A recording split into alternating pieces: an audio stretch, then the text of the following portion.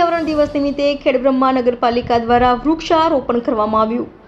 નિર્મળ ગુજરાત સ્વચ્છતા પખવાડિયાની પ્રવૃત્તિઓ અંતર્ગત 5 જૂન પર્યાવરણ દિવસ નિમિત્તે તાલુકા શાળા નંબર 1 ખેડબ્રહ્મામાં સાફ સફાઈ, વૃક્ષોને પાણી, છાંટાવ અને વૃક્ષારોપણ વૃંદાવન મંડળ, ગોપી મંડળ, સફાઈ કામદારો, પ્રોફેસર ડોક્ટર શક્તિસિંહ પી સોલંકી તેમજ નગરજનો સાથે મળી કાર્યક્રમને સફળ બનાવ્યો હતો।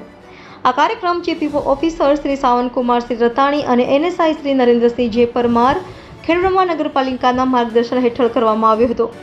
રિપોર્ટર જયેશ ઠાકોર સાથે શૈલેષ પટેલ, ઇન્ડિયા 24 ન્યૂઝ, સાબરકાંઠા।